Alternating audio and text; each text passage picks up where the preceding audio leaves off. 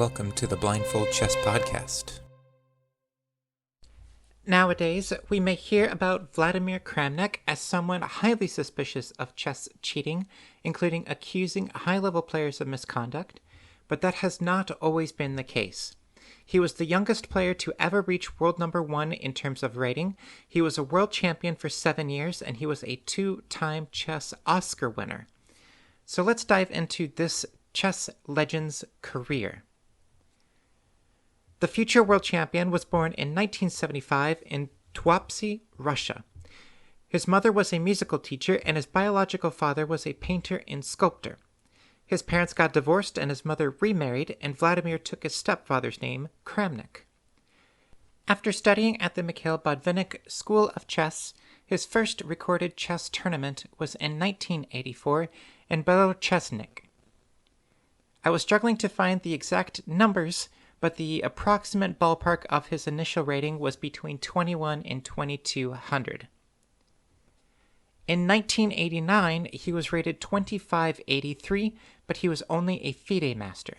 He had cleared the rating threshold to be a grandmaster, but he had not fulfilled the other requirements to earn the higher title. The next year, he had surpassed 2600, and in 1991, he won the Under-18 Youth Championship, a full point ahead of the 35-person field.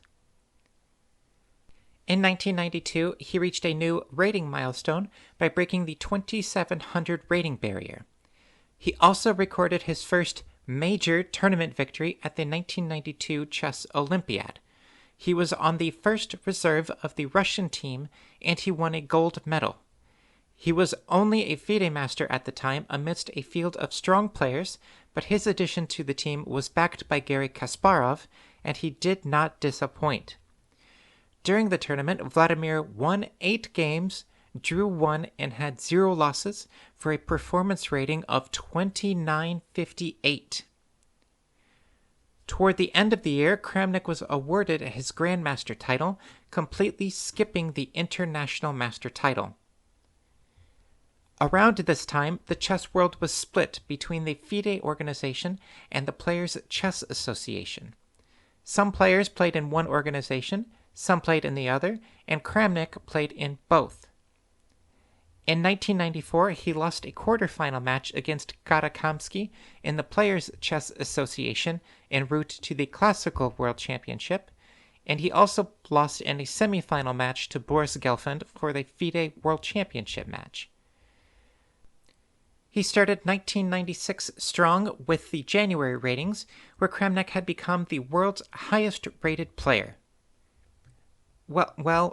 He was in an exact tie with Garry Kasparov, who was also at 2775, but Kramnik had played more games at that rating, so he was noted as being the highest-rated player. This marked the first time in 11 years that Kasparov was not the world number 1. Kramnik managed to hold that higher rating spot for 6 months before Kasparov took it back from him. That 6-month period was the only time between 1986 to 2006 that Kasparov was not the world champion.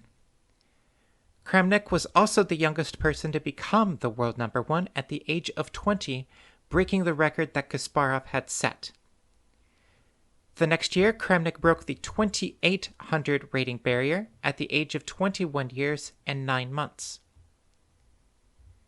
In 1998, Kasparov, who was the classical world champion of the Players' Chess Association, tried to organize a match to help bridge FIDE and the Players' Chess Association, so he wanted to challenge Viswanathan Anand, who was the FIDE world champion, but Anand declined, saying that he could only play under the FIDE banner. Instead, Kasparov turned to Alexei Shirov and Vladimir Kramnik. He wanted Kramnik and Sjugirov to play a match to see who would play him as the classical world champion of the Players' Chess Association. If that seems a little muddy, it was. The PCA was struggling to find sponsorship money and struggling with organization. Nevertheless, Sjugirov and Kramnik agreed to a match. Sjugirov won that match 3.5 to 5.5, qualifying him to compete against Kasparov for the Classical World Championship.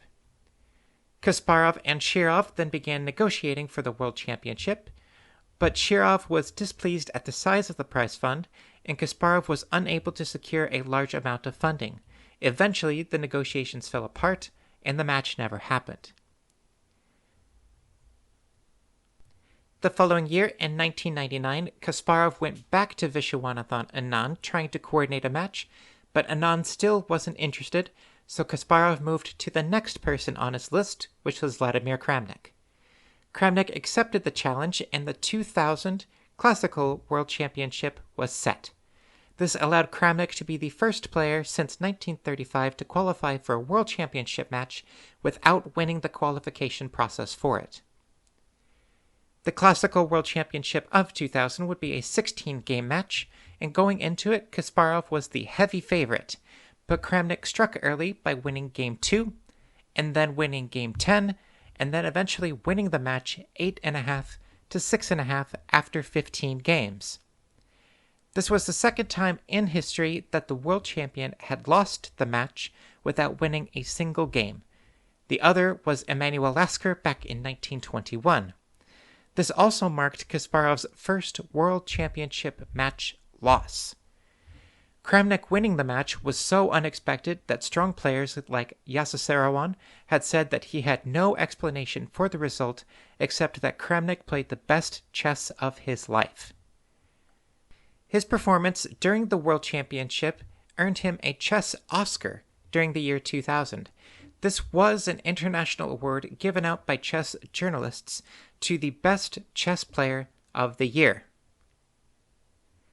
If we were to fast forward a little to 2004 of the Classical World Championship, Kramnik defended his title against Peter Lecko, with Kramnik starting strong by winning Game 1, but losing Game 5 and 8. On Game 14, which was the final game of the match, Kramnik was down a full point. From the playing perspective, that must have been a ton of pressure if you were in a must-win situation in the final game of the World Championship, but Kramnik won the game, tying the match, and since they didn't have tiebreaks, Kramnik retained his World Championship title and earned a split of the $770,000 prize.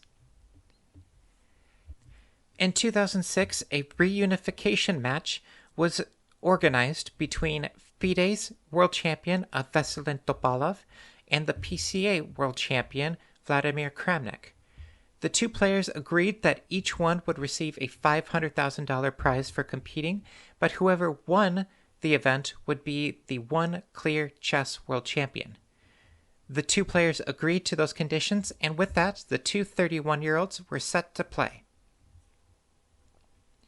The World Championship of 2006 was a best of 12 games. Kramnik pulled ahead early with wins in Game 1 and Game 2, and the drama started on the rest day between Games 4 and 5. Topalov's coach insinuated that Kramnik was cheating by frequently using the private bathrooms during the games, and the bathrooms were the only rooms without audio or video surveillance. The match organizers then said that the private bathrooms would be off limits to the players. Kramnik's manager issued a statement saying the original match conditions needed to be adhered to, and while waiting for an appeal, Kramnik refused to play Game 5, resulting in a forfeit loss. After the forfeit, a meeting was held between the FIDE president to determine what was going on. The players and the president emerged from those conversations saying that the forfeit from the previous game would stand, but the players would retain access to their private restrooms. More than 30 grandmasters, women grandmasters, and international masters, including Kasparov, Karpov, Korchnoi, and Yasser Seirawan, expressed support for Kramnik, some even stating that they would have walked out of the match if they were in Kramnik's shoes. Topalov pulled ahead in the match by winning Games 8 and 9, but Kramnik tied it in Game 10, forcing rapid tiebreaks. In those 4 games, Kramnik came out on top, winning the match 8.5 to 7.5, becoming the official unified world champion. After the match, the allegations of cheating seriously damaged the relationship between Kramnik and Topalov, and over 15 years later, that hostility still remains. At the next World Championship of 2007, instead of a match format, the World Championship was changed to a round-robin format. Kramnik finished in second place behind the new world champion Viswanathan Anand, and with that, Kramnik's 7-year reign as world champion had come to an end. A curious fact, the entire time that Kramnik was the world champion, he was never rated world number 1. Kramnik was able to rematch Anand at the World Championship of 2008, but this match was not close as Anand emerged victorious after 11 rounds, 6.5 to 4.5. In 2008, Kramnik reclaimed his title as the number 1 rated player in the world. From the last time that he was number 1 to now, 12 years had passed. This is the longest gap that someone had of reclaiming the number 1 rated spot since FIDE introduced this rating system in 1971. Kramnik did not make it back to the 2010 World Championship, which featured Anand and Topalov. After the match, though, it was revealed that Kramnik was helping Anand in preparation to defeat Topalov. Kramnik did qualify for the Candidates Tournament of 2011, where he made it through the first round of the 8-person bracket, but lost to Alexander Grishuk in the semifinals. 2 years later, he was back in the Candidates Tournament, an 8-player round-robin, where he ended up in a tie for first with Magnus Carlsen, but Carlsen won on tiebreaks, and Carlsen would later become the world champion. 2 years after that, he was back in the 8-person round-robin event after qualifying by winning the World Chess Cup, a 128-player knockout event.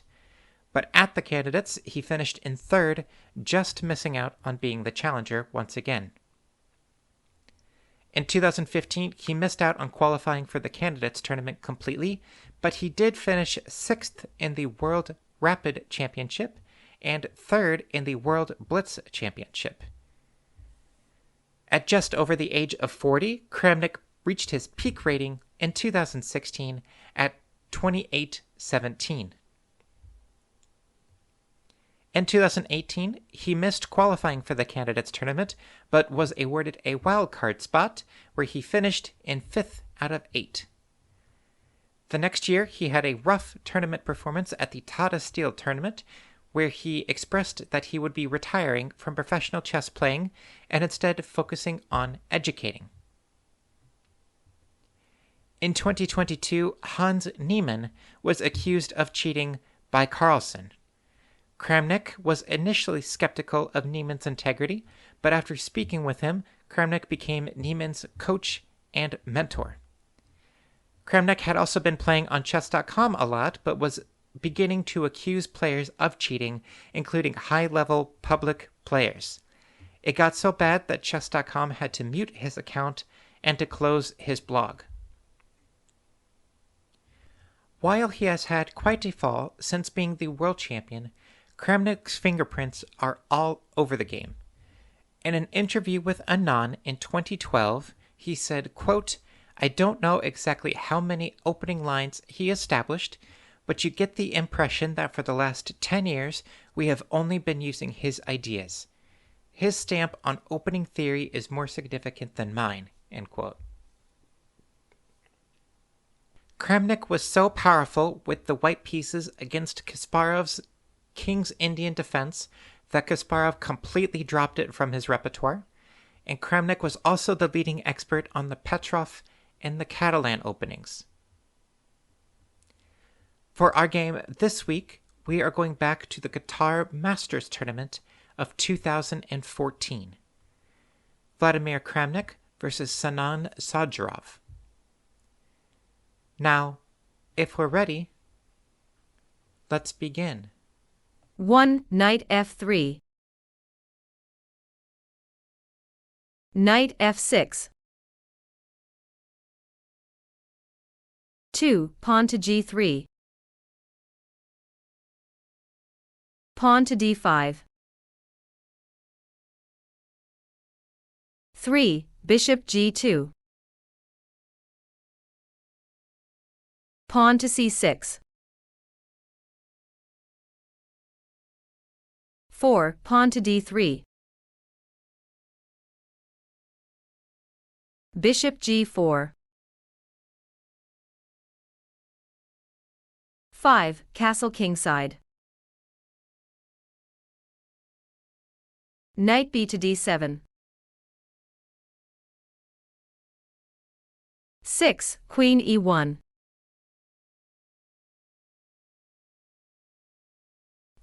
Although it may look a little bit strange, the move queen to e1 actually comes up quite a bit in opening theory.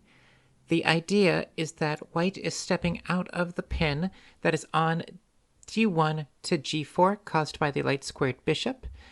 White is also trying to prepare for a pawn push of pawn e2 to e4, and it also keeps the white rook on f1 for an eventual f2 to f4 push.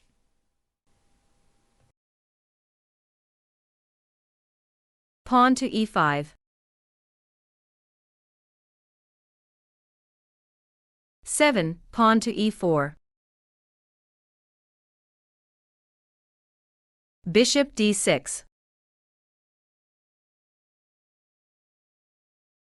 8. Pawn to h3. Bishop h5.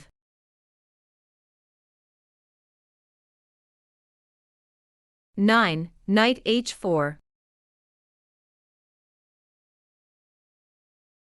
Castle kingside.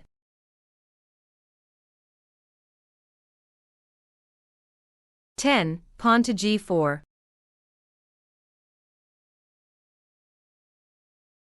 Bishop g6.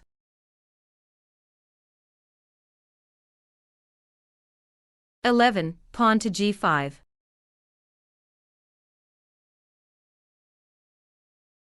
Knight h5.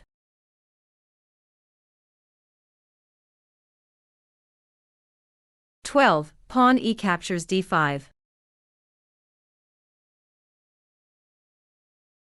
Pawn c captures d5.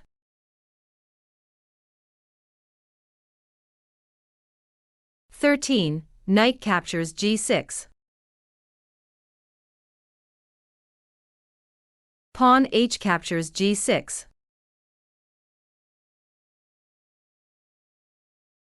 14. Bishop captures d5.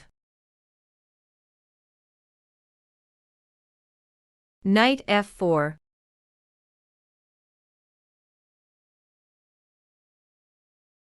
15. Bishop captures f4. Pawn e captures f4.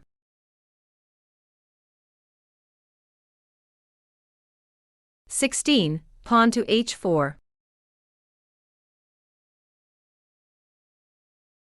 Queen c8.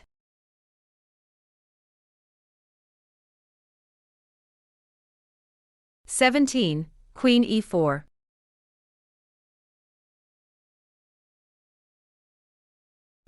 Queen to e4 is a pretty powerful move. What is white threatening? White is keeping tabs on the black pawn that is on f4 that is super weak. White is also threatening the pawn that is on g6. And white is also threatening a fork with bishop captures on b7, forking the rook that is on a8 and the queen that is on c8.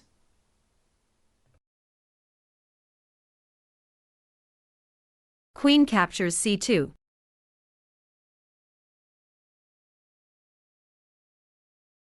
18. Knight c3.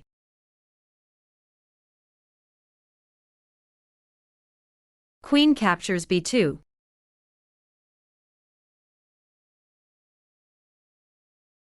19. Queen captures g6.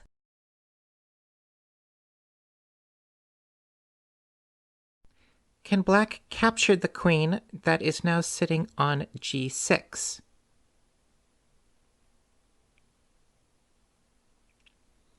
So even though black has a pawn on f7, That pawn is currently pinned by the white light-squared bishop that is on d5, which covers the a2 to g8 diagonal. White is now also threatening the dark-squared bishop that is unprotected on d6.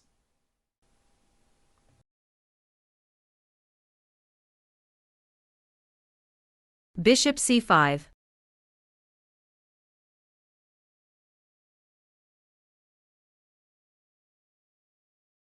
From Black's perspective, why would you play a move like bishop to c5 instead of capturing the white knight that is free on c3?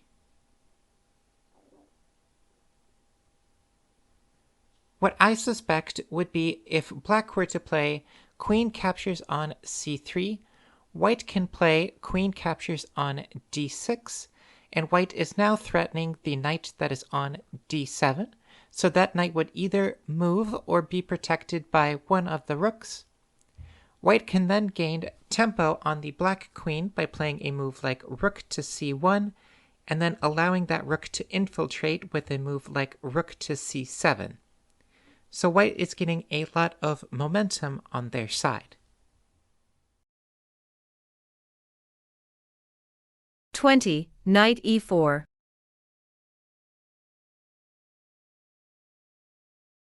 Queen e5.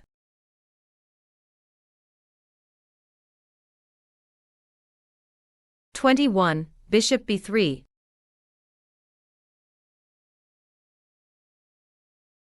Bishop captures f2 check.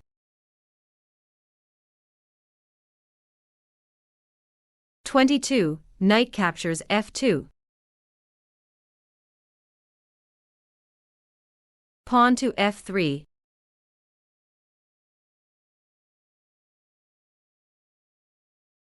With the move pawn to f3, Black is threatening with queen to g3 check, followed by queen to g2 checkmate.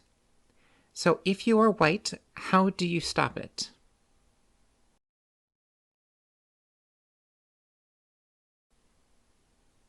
The best move in the position would be knight on f2 going to e4, which covers the g3 square, and it also allows the white knight to get into the action on Black's king side.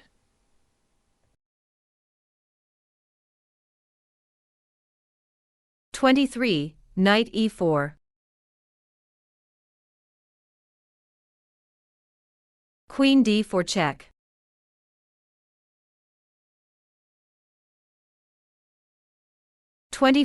King h1. Queen b2.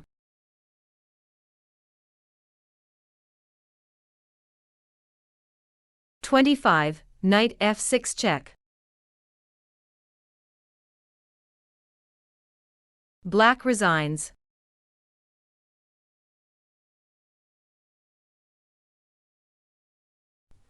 Why did Black resign in this position? So while Black is threatening checkmate n1 with queen to g2, White comes in just a little bit faster. So the knight cannot be captured with the pawn that is on g7 due to the pin from the white queen on g6. The white queen cannot be captured by the pawn on f7 due to the bishop that is on b3. If Black were to move to king to h8, White can play queen to h7 checkmate. So the only option for Black is to remove the knight. So a move like queen captures on f6 would lose the black queen due to pawn on g5 capturing on f6. So Black's only other option would be knight captures on f6. White would play pawn captures on f6, renewing the threat of checkmate on g7. So Black would either have queen captures on f6, followed by queen captures on f6, pawn g captures on f6, and White would play rook captures on f3, allowing White to be up a piece on an open board. Black's other option would be knight captures on f6. White would play pawn captures on f6, Black would play queen to g2 check. White would retreat the queen and play queen captures g2. Black would play pawn on f3 captures on g2 check. And white would play king captures on g2. So white is still up a piece, but more pieces are off the board. I know it isn't the only factor, but you can't help but think that the cheating accusations on him in that unification match against Topalov did not have a lasting impact on him. You can see those historical rhymes ripple through the rest of his career, a career that included being the world #1 rated player on several occasions, a 7-year world champion, having a lasting impact on chess opening theory, helping be a voice for those who have had cheating accusations against them, and now helping teach chess to a new generation. Vladimir Kramnik has had an impactful career on our chess community. So that is all that we have for this week. Tune in next time, where we will continue to work on our blindfold skills and look at another game of the Masters.